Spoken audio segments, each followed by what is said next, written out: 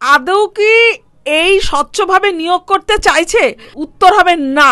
যে এই সরকার তথা মুখ্যমন্ত্রী তথা স্কুল সার্ভিস কমিশনের প্রবণতা হলো টেন্টেডদের পাশে। টেন্টেডরা এক্সামে বসেছে এবং তারা ভেরিফিকেশনে কল পেয়েছে। এই সরকারের মূল ভাষ্যই হলো দুর্নীতিকে লালন করা এবং মিথ্যাচার করা।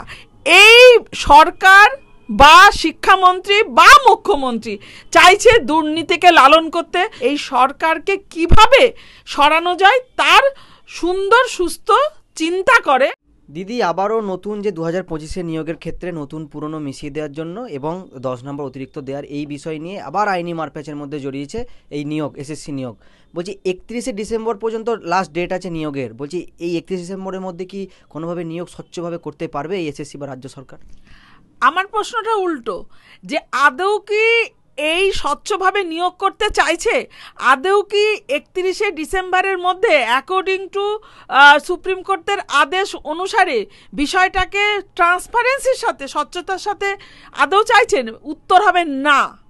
আবারও বলছি, উত্তর হবে না। কারণ একটা দুর্নীতিগ্রস্ত সরকার, আর দুর্নীতিগ্রস্ত তার অংশ যে স্কুল সার্ভিস কমিশন, তারা কখনোই চাইছে না যে দুর্নীতি মুক্ত একটা নিয়োগ সম্পন্ন হোক। সেই জন্য আজকে 2025 সালের নোটিফিকেশনটা একদম মানে সচেতনভাবে সেটাকে মিস ইউজ করেছে। তাদের যে আইনি ক্ষমতার, শাসক যারা শাসন করছে, তৃণমূল কংগ্রেস যে সরকার চলছে এবং স্কুল সার্ভিস কমিশনের যৌথ নোংরা পরিকল্পনা, আবারও বলছি নোংরা পরিকল্পনায় তারা আইনের যে ক্ষমতা আছে আইন প্রণয়নের, তার 100% অপব্যবহার করে তারা কার্যত নিয়োগটা যাতে যথাযথভাবে সম্পন্ন না হয় সেই জন্য এরকম নোটিফিকেশন করেছে। কেন বলছি দেখুন দাদা, যদি সদিচ্ছায় থাকতো, আজকে প্যানেল ক্যান্সেল হয়েছে মূলত দুটো কারণ, একটা দুর্নীতি আর একটা বেনিয়ম। তাহলে সেইটাই যদি উদ্দেশ্য থাকতো সেটা রেকটিফিকেশনের, তাহলে পরে 2016 সালের নোটিফিকেশনের প্রেক্ষিতে 2016 সালের নিয়োগটাকে সম্পন্ন করতে পারতো এবং যারা ফ্রেশার্স 2025 সালের সেটাকে সুন্দরভাবে রুল ফ্রেম করে নিয়োগ করতে পারতো। কিন্তু তা করলো না। কি দেখা গেল? মুড়ি, মুড়কি, মিছরি, ওই চানাচুর, ঘুগনি সব দিয়ে চটকে দিয়ে দিল। তাহলে কি হলো? এইবার আমাদের মধ্যে লড়িয়ে দিল যে তোমরা নিজেদের মধ্যে কামড়াকামড়ি করো, আর আমরা বলে যাব যে ওই দেখো নির্দিষ্ট কিছু আইনজীবী এবং নির্দিষ্ট কিছু মামলাকারী যারা কিনা চাইছে না নিয়োগটা সম্পন্ন হোক, এবং আমরা বিচার প্রক্রিয়ার ঘাড়ে বিচার প্রক্রিয়া দেখো ঠিকঠাক করে করছে না। কিন্তু আমি যদি প্রশ্ন করি, এই পরিস্থিতি কেন তৈরি হবে? আপনারা কি পারতেন না? আপনারা যদি সদিচ্ছা থাকতো আপনারা তো করতেন, কিন্তু করবেন না তো। আমরা গোড়ার থেকে দেখেছি এই সরকার তথা মুখ্যমন্ত্রী তথা স্কুল সার্ভিস কমিশনের প্রবণতা হলো টেন্টেডদের পাশে। উনি বারংবার তাদের হয়ে সওয়াল করেছেন। উনি বলেছেন তাদেরকে যখন চাকরিচ্যুত হলো তারা, টেন্টেডরা বললেন বেচারা কোড আনকোড তাদের সহানুভূতি দেখে তাদেরকে যাতে নন টিচিং জায়গায় তাদেরকে আবার সেই পুনর্বাসন দেওয়া যায়, মুখ্যমন্ত্রী সেই কথা বলেন। তখনই আমরা বুঝে গেছি যে এই জল আদৌ কোন দিকে যাইবে এবং সেদিকেই গড়াচ্ছে সেই প্রবণতা। এবং যিনি আইনজীবী স্কুল সার্ভিস কমিশনের হয়ে এবং তৃণমূল সাংসদ আইনজীবী কল্যাণ ব্যানার্জিকে আমরা বারবার দেখেছি টেন্টেডদের হয়ে সওয়াল করতে। তাহলে এর থেকে উপজীব্য বিষয় কি আছে? যে এই করাপশনটাকেই লালন করা, এবং তারই যে ফলশ্রুতি সেটা হলো আজকে, যে কারণে আপনিও আজকে সন্ধিয়ানে এই প্রশ্ন করছেন যে কিভাবে সম্ভব এই 31শে ডিসেম্বরের মধ্যে নিয়োগ প্রক্রিয়া কমপ্লিট করা। কারণ এই কারণেই সম্ভব, যদি না হয় সেটা এক এবং একমাত্র দায়ী থাকবে স্কুল সার্ভিস কমিশন এবং আমাদের পশ্চিমবঙ্গ সরকার। একদম দ্ব্যর্থহীন ভাষায় বললাম। দিদি, এমন কথা হচ্ছে যে আজকে এই পরিস্থিতি হলো কেন, যেখানে একটা পরীক্ষার পরবর্তীতে এসএসসি কমিশনকে ওএমআর পাবলিশ করতে হচ্ছে? মানে স্বচ্ছ অস্বচ্ছতার একটা প্রশ্ন তো পেছনতে আমরা দেখে এসেছি। বর্তমানে এরকম একটা পরিস্থিতি দেখতে হচ্ছে, এতদিন ধরে নিয়োগ হয়ে এসছে। এটা কি রাজ্যের শাসক দলের মানে এসএসসি কমিশনের জন্য কি লজ্জার নয়? না, লজ্জা থাকে বোধ, এটা তো নির্লজ্জ। অতএব লজ্জার বিষয়টা এরা লজ্জা ঘেন্না ত্যাগ করেছে, তাই জন্য এখনো পর্যন্ত তাদের যে দুর্নীতিগ্রস্ত ব্যবস্থাকে তারা কন্টিনিউ করতে চাইছে।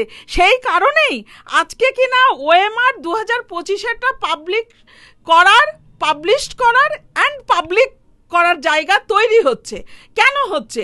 কারণ ইতোমধ্যে কিন্তু এইরকম একটা বিষয় সন্দেহজনক দানা বাজছে, যারা কিনা যে নাম্বারটা তারা পেয়েছে সেই ক্ষেত্রেও কোনো ম্যানিপুলেশন হচ্ছে কিনা। অর্থাৎ দেখুন এইবার কি করেছে, ওএমআর শিটের কার্বন কপি আমাকে দিয়েছে। ধরুন আমি শুধু জানবো যে আমার কটা প্রশ্ন ঠিক হয়েছে। আমার মধ্যে যদি এই ধরনের দুর্নীতি পরায়ণ মানসিকতা থাকে, ম্যানিপুলেটিভ হই, তাহলে আমি অনায়াসেই আপনার স্কুল সার্ভিস কমিশনের সাথে নেগোশিয়েট করে আমি আবার ম্যানিপুলেশনের দিকে হাঁটতে পারি। সেই জায়গাটা তৈরি হচ্ছে, বিকজ সেই জায়গাটা আর 5 জন জানতে পারছে না। সেই জায়গায় অজস্র প্রশ্ন তৈরি হয়েছে। সেই কারণে আজকে এই জায়গা হয়েছে যে ওএমআরটা পাবলিক হোক বা পাবলিশড হোক, তাহলে পরে যে ব্যক্তিকে যা রিটেন মার্কস রয়েছে তার সাথে সেটা ট্যালি করে বোঝা যাবে যে সেটা ম্যানিপুলেটেড নাকি ম্যানিপুলেটেড নয়। অর্থাৎ বোঝা যাচ্ছে যে কমিশনের যে প্রবণতা সেটা রয়েছে, সেটাকে আরও বেশি কেন ধীরতার সাথে হচ্ছে, যখন কিনা অলরেডি এটা রিভিল হয়েছে যে টেন্টেডরা এক্সামে বসেছে এবং তারা ভেরিফিকেশানে কল পেয়েছে। এছাড়াও আপনারা দেখেছেন অলরেডি কমিশন দেখিয়েছে যে 300+ যারা কিনা কোড আনকোড অযোগ্য, অর্থাৎ তারা অনৈতিকভাবে সেই ওই ভেরিফিকেশান অবধি যাচ্ছে। তাহলে আমার তো সেই জায়গায় থাকলো একটা সহজ প্রশ্ন। ধরুন আমার স্কুল সার্ভিস কমিশন নোটিফাইড করেছে, সেখানে ধরে নিলাম হাইপোথেটিক্যালি যে প্রত্যেকে সেটা অ্যাপ্লাই করলো, কিন্তু কমিশন সেটা স্ক্রুটিনি করবে না। যে আর এখন তো স্ক্রুটিনি আরও সহজ, এখন তো আপনার ম্যানুয়াল নয়, এখন হলো আপনার অনলাইনে আমি আমার ফ্রেমিংটা এমন করব যেখানে সে জায়গা তৈরিই হবে না যেখানে আমি আমার অন্যায্য অনৈতিক আমি কোনো ম্যানিপুলেটিভ কাজ করতে পারবো। লাইক আমি কোনো আমার এক্সপিরিয়েন্স নেই কিন্তু আমি এক্সপিরিয়েন্স দিতে পারবো, আমার বয়স নেই কিন্তু আমি পরীক্ষা দিতে পারবো। আপনি যেমন বলে আমি ধরুন এই যে অলরেডি রিভিল হয়েছে যে ফিজিক্যালি চ্যালেঞ্জড, যে এই অজুহাত শব্দটাই বলবো দিয়ে, যেটা নিয়ে আপনারা দেখেছেন সিনহা ম্যাডাম বেঞ্চে সেটা নিয়ে সওয়াল জবাব হয়েছে এবং সেটা বাদ গেছে আলটিমেটলি, সেটা আমি করতে পারবো টেন্টেড। অর্থাৎ আমি স্ক্রুটিনিটা করছি না। অর্থাৎ এমন নোংরামি চলছে যে কিছু না কিছু ক্ষেত্রে যাতে একটা বাধার সৃষ্টি হয় আইনগত এবং বিচারগত। এবং সেই জন্য আপনি লক্ষ্য করে দেখেছিলেন নিশ্চয়ই যখন শিক্ষামন্ত্রীকে এই বিষয়টা নিয়ে আপনারা প্রশ্ন করেছিলেন, উনি বলেছিলেন মামলা করলে ওয়েলকাম। আপনি ভাবতে পারছেন? অর্থাৎ যারা ওই সমস্ত মানে দুর্নীতিমূলক কাজ করবে তারা কিন্তু অলরেডি এগুলো সব প্রিপ্ল্যান্ড, এটা কোনো হঠাৎ কিছু নয় দাদা, প্রিপ্ল্যান্ড যে এই কাজ করলে অটোমেটিক আপনার মামলা হবে, এটা তারা জানে এবং তারা তখন দোষারোপ করবে নির্দিষ্টভাবে আইনজীবী এবং বিচার প্রক্রিয়া এবং যারা মামলাকারী তাদের বিরুদ্ধে। এই যে একটা মিথ্যে ন্যারেটিভ দিনের পর দিন চলছে, কোথাও গিয়ে হতাশার হলেও সত্যি কিছু মানুষজনও হয়তো এটাতে তারা বিশ্বাস করছেন এবং দুঃখেরই বলবো যারা চাকরিহারা হয়েছেন হয়তো তারা সত্যিকারেই দুর্নীতিকে আশ্রয় করেননি, তারাও কিন্তু সেই কথাটাকেই কনভে করছে। কিন্তু এটা তো বুঝতে হবে যে এইটা তৈরি করছে কারা। এটা তো সচেতনভাবে পশ্চিমবঙ্গের তৃণমূল সরকার এবং কমিশন একেবারে মানে পরিকল্পনা করে করছে।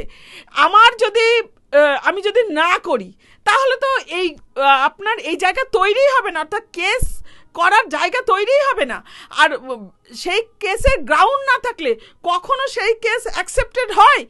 এটা কখনোই হবে না। তার মানে বোঝা যাচ্ছে যে এটা একেবারে প্রি প্ল্যান্ড, অর্থাৎ পূর্ব পরিকল্পিতভাবে যেমন আপনার 2016 সালেরটা করেছিল এই দুর্নীতিটা, প্রাতিষ্ঠানিক দুর্নীতি যেটা বলা হয়েছে, একই রকমভাবে 2025 সালেও তারা কার্যত চাইছে না স্বচ্ছতার সাথে সততার সাথে নিয়োগ করতে। তাই যাতে এই ক্যান্ডিডেটদের মধ্যে লড়িয়ে দিয়ে কোথাও গিয়ে নিয়োগটাকে স্বচ্ছতার সাথে সততার সাথে আদৌ সম্পন্ন না হয় সেই ব্যবস্থা করা, সেটা কার্যত প্রমাণের পথে।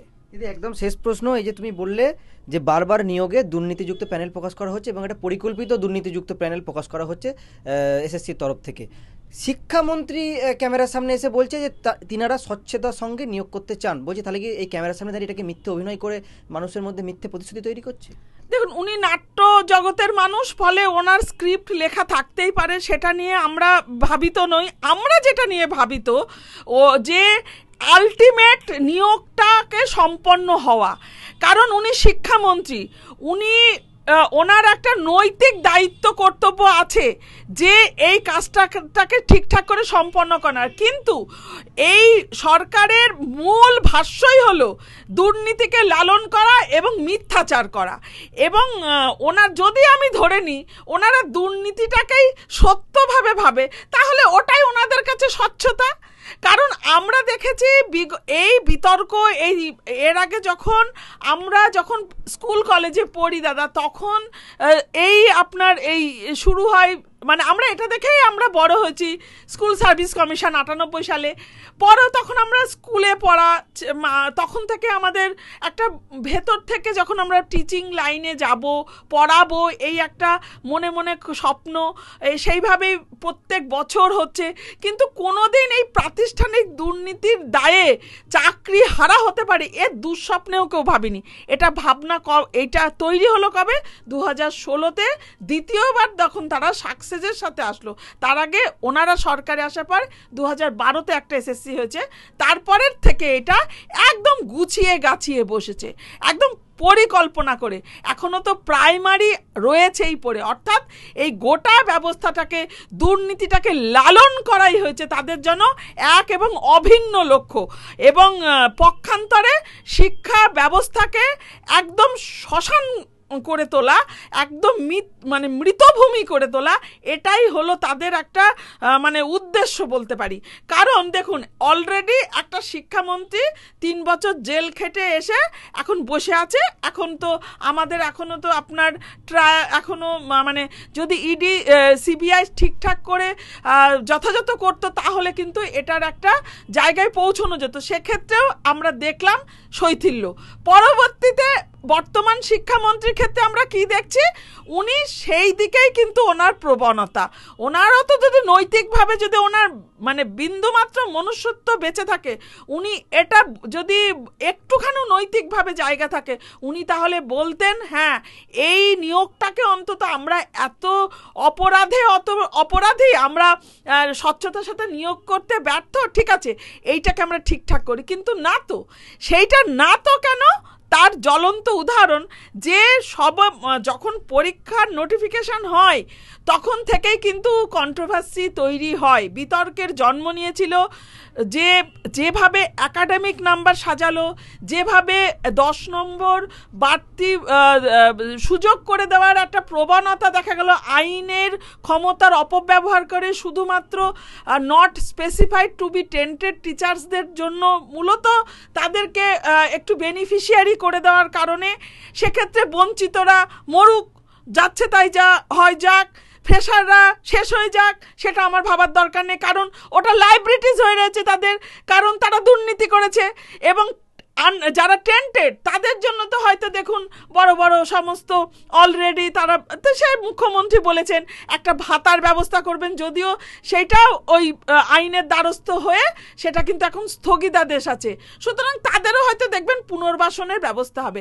তাহলে মূল যেটা জিস্ট মানে এসে দাঁড়াচ্ছে, আপনি যদি গোটা বিষয়টাকে বিপ করেন দেখা যাবে যে এই সরকার বা শিক্ষামন্ত্রী বা মুখ্যমন্ত্রী চাইছে দুর্নীতিকে লালন করতে।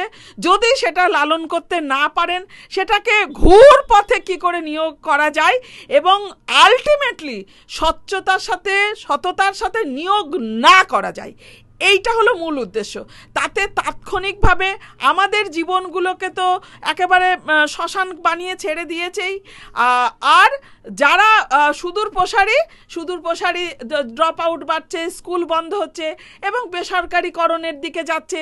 যাদের হাতে অর্থ থাকবে তাদের ছেলে মেয়েরা লেখাপড়া করবে, যাদের হবে না তাদের জন্য ওই পরিযায়ী শ্রমিক হয়ে আমরা ওই আপনার ওই গ্রাসরুটের ওই যে উপদেশ দেয় দেখেন না, ঘুগনি বেচা, চা বেচা, চপ বেচা, কাশফুলের বালিশ তৈরি করা, এইটা কিন্তু একটা মানে একদম দেখা যাচ্ছে। সুতরাং বোধহয় বেসিক জায়গায় যেতে হবে। ওই আইনজীবী, বিচার প্রক্রিয়া বা এগুলো দোষারোপ নয়। কারণ এই যে ক্ষমতার স্বতন্ত্রীকরণ গণতন্ত্র রয়েছে, আইন, শাসন, বিচার, আমার বিচারের কাছে যেতে হবে কেন? বিচারের দীর্ঘসূত্রিতা আছে, বিচারে একটা পরিকাঠামো লাগে, অর্থ লাগে। আইন যারা প্রণেতা তারা ঠিক করে আইন করছে না কেন, সেখানে সরব হতে হবে। যেখানে শাসনের নামে যে অপশাসন চলছে সেখানে সরব হতে হবে, যে আমার যাতে বিচার প্রক্রিয়া অবধি জল না গড়ায়। কোথাও গিয়ে আমরা বোধহয় সেই জায়গাটাই যতটা দরকার সেখানে কি স্লথ হচ্ছে, আত্মমূল্যায়নের জায়গা আছে। সুতরাং এই সরকারের কাছে সদ ইচ্ছার, সততার সাথে, স্বচ্ছতার সাথে নিয়োগ সম্পন্ন কার্যত সেই কি বলবো কাঁঠালের আমশক্তের মতো। সুতরাং আমাদেরও বোঝা উচিত এদের এই প্রবণতা রয়ে গেছে, থাকবে।